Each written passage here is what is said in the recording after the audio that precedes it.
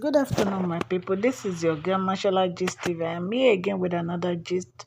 Please, if today is your first time on my channel, can you go straight and press that notification bell so that whenever I post any gist, you can get it. And to my old subscribers, I say thank you. God Almighty will bless you. Okay, lọ́wọ́ yín á máa lọ o. Ọwọ́ yín ò ní lọ ìsàlẹ̀ láìláì. Èmi ọmọ yín ni o, Mashallah Gist TV ni o. Mò ń sọ Yorùbá, mo dẹ̀ ń sọ Ìgbò ní orí channel mi. Ẹ jẹ́ ká gbọ́ gist tèmi. Wọ́n ní bàbá Kábíyèsí. Wọ́n ní bàbá Kábíyèsí pé wọ́n sọ fún Mariam pé àwọn ò fẹ́ make peace o, pé kí Mariam kó get out kúrò nínú palace àwọn inú ilé àwọn o. Bí a ṣe gbọ́, wọ́n ní Mariam lọ sí ilé bàbá Kábíyèsí wípé bàbá Kábíyèsí ò invite ẹ̀ o, wọ́n ló kàn ṣàdédé lọ ni. Wọ́n ní bàbá Kábíyèsí dẹ̀ rí níbi tó jókòó sí, níbi tó dúró sí níbi géètì òun àtàwọn tó jọ lọ, àwọn tọ́ọ̀gì tó ń kó kiri.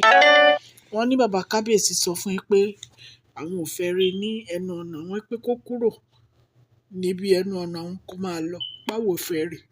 Bàbá Kábíyèsí ní àwọn ò fẹ́ rí ní palace Kábíyèsí, pé ṣùgbọ́n pé nítorí traditionally àwọn ò lè lé kúrò nílé ọkọ ẹ̀, pé nítorí ẹ̀ ni àwọn ò fẹ́ fi agbára lé jáde, pé ṣùgbọ́n ó ní láti kúrò ní palace Kábíyèsí, pé àwọn ò dẹ̀ fẹ́ anything tó máa ní ṣe pẹ̀lú Mariam, kó má ever wá sí ilé àwọn, kó jókòó síbi tọkọ ẹ̀ fi sí, pé and Kábíyèsí kó gbé ìgbésẹ̀ lórí ọ̀rọ̀ ẹ̀ kíákíá.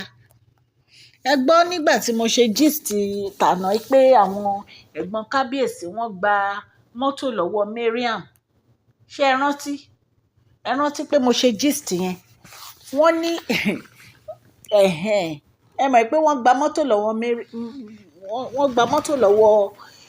Mariam ra mọ́tò fún wọn. Wọ́n gba mọ́tò lọ́wọ́ Mariam. So Mariam ti rè pé bóyá látẹnujẹ ni everybody. Ó wá lọ síwájú ilé bàbá Kábíyèsí. Ó wá lóun fẹ́ rí bàbá Kábíyèsí. Wọ́n ní bàbá Kábíyèsí sọ fún yín pé táwọn bá ní ẹnu géètì ẹ̀ nǹkan táwọn máa ṣe fún un. Wọ́n ní táwọn bá ní ẹnu géètì ẹ̀ nǹkan táwọn máa ṣe fún ẹjọ́ alẹ́ẹ̀jì ni o. Wọ́n ní bó ṣe bẹ̀rẹ̀ sí sunkún nìyẹn pé òun fẹ́ rí wọn ní kinníkan. Wọ́n ní bàbá Kábíyèsí sọ fún yín pé kó kúrò ní ẹnu géètì àwọn o, ipá wọn ò ní ẹni tí ń ṣe pẹ̀lú ẹ̀ o, pé gbogbo nǹkan tó ń ṣẹlẹ̀ ní palace pé ọwọ́ Mariam ni wọ́n bá ń bẹ̀, pé pé àwọn ò fẹ́ ní nǹkan kan ṣe pẹ̀lú Mariam, pé kó kúrò lẹ́nu géètì. Wọ́n ní wọ́n ṣàṣe disgrace ẹ̀ nìyẹn. Ṣó ti yé yín? Wọ́n ní bàbá Kábíyèsí ò attend sí. Wọ́n ní wọ́n ṣàlè kúrò lẹ́nu ọ̀nà wọn. Ẹ rántí pé mo ní pé ó bú step mom Kábíyèsí náà. Kò sí nǹkan tí ò sọ sí woman yẹn. Wọ́n sọ pé wọ́n ní Mariam sọ fún wọn pé àwọn ni wọ́n kọ̀ sí riot tí àwọn arúgbó yìí fi jáde, tí wọ́n fi ń pariwo lé òun lórí pé kó move kúrò nínú palace. Pé step mom Kábíyèsí, ipá wọn náà ṣe nǹkan yẹn, ipá wọn náà ń support gbogbo àwọn àgbàlagbà tó wà ní palace pé kán má gba oúnjẹ lọ́wọ́ wọn. Wọ́n ló sọ̀rọ̀ sí stepmom Kábíyèsí seriously. Ọmọ yẹn kò ní èpo lójú bó ṣe wà yẹn. Wọ́n ní Kábíyèsí kò rójú Kábíyèsí nínú palace mọ́. Ó kàn ṣáà ń ṣe kùrùkẹrẹ ni. Wọ́n ní Kábíyèsí ò ràn rárá. Wọ́n nígbà tí òròjú Kábíyèsí bó ṣe gbé mọ́tò nìyẹn tó forí lé ilé bàbá Kábíyèsí. Wọ́n ní bàbá Kábíyèsí sọ fún pé kí ló ń wá. Wọ́n lóun fẹ́ wá rí wọn. Wọ́n ní fún kíni. Wọ́n ní káwọn tó dijú àwọn táwọn bá ní ibẹ̀ yẹn nǹkan táwọn máa ṣe fún un. Wọ́n ní bó ṣe bẹ̀rẹ̀ sí sunkún nìyẹn. Wọ́n ní bàbá Kábíyèsí ní pé láyéláyé àwọn ò fẹ́ ní ẹni tí ń ṣe pẹ̀lú ẹ̀. Mariam ó ti tẹ́. Wọ́n ní bàbá Kábíyèsí ní láyéláyé ẹ̀ kò gbúdọ̀ dẹ́nu ọ̀nà àwọn ọmọ o, àwọn ò fẹ́ rí, àwọn ò ní ẹni tí ń ṣe pẹ̀lú ẹ̀, àwọn ò dẹ̀ fẹ́ ní ẹni tí ń ṣe pẹ̀lú ẹ̀, pé kó kúrò lẹ́nu ọ̀nà àwọn, kó parẹ́ bí iṣó. Wọ́n ní bó ṣe kó àwọn entourage àtàwọn driver àti gbogbo àwọn tó ń kó kiri, bó ṣe kó wọn kúrò nìyẹn tó sunkún lọ. Ẹ rí pé ó lágbára. Nǹkan tó tiẹ̀ máa ń yà mí lẹ́nu ni pé wàá kàn ṣàdédé kí mọ́tò wá dẹ̀ máa lọlé onílé. Ṣé wọ́n ránṣẹ́ sí ẹni kí ló ń wá kiri? Àbó kárẹ́ ẹkún yàwó. Ṣé wọ́n ránṣẹ́ sí ẹni? Mi understand mi mọ nǹkan tó ń bá kiri. nígbà tó mú gbogbo nǹkan tó da ojú ẹ̀ bolẹ̀ tó turn everything around o kàn fí òpó o kàn lè máa lọ sí ilé bàbá kábíyèsí láì invite ẹ pé kó wá àbó ń karẹ̀ kú yàwó ṣá.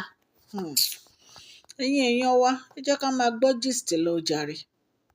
Wọ́n ní kó tó lọ wọ́n ní bó ṣe ń tuntun nìyẹn ṣé nítorí òun kì í ṣe Yorùbá ni bàbá kábíyèsí ṣe ń lé òun kí ló dé tán ètò òun kí ló dé tí wọ́n fẹ́ rí òun kí ló ń ṣe fún wọn.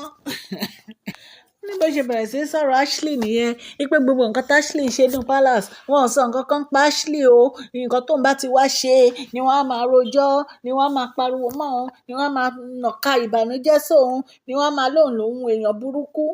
Wo Mariam ìwọ àti Ashley lèèyàn burúkú kì í ṣe ìwọ nìkan àwa bá ṣe wà á mọ̀ wá Ashley so mi ò tiẹ̀ ráyè ti ẹ̀yìn mi ráyè ti Ashley yẹn ṣó ti yẹ sórí ìwọ nǹkan tó pè ẹ́ o ní kó kẹ́rù ẹ̀ kó kúrò ní palace ṣó mọ̀ pé àwọn obìnrin arúgbó wọ́n jáde wọ́n ní kó kẹ́rù ẹ̀ àwọn omidan wọ́n jáde wọ́n ní kó kẹ́rù ẹ̀ àwọn àgbàlagbà wọ́n jáde wọ́n ní kó kẹ́rù ẹ̀ kí ló dé ṣé o ya ilé tí lápá ọmọ ni ṣé tí èèyàn bá lọ bìkan tí wọ́n bá nífẹ̀ẹ́ èèyàn bẹ́ẹ̀ ṣé èèyàn ń force kábíyèsí gan tó fi pòwe fún ẹ wọ́n ní ìgbà ara là ń búra wọ́n ní àwọn ọ̀gbà kan wà tí wọn kì í wáyàn bì kan tí wọn bá wẹ́ ń bè kan ò dẹ̀ kúrò ṣán fi ṣe ẹ ni.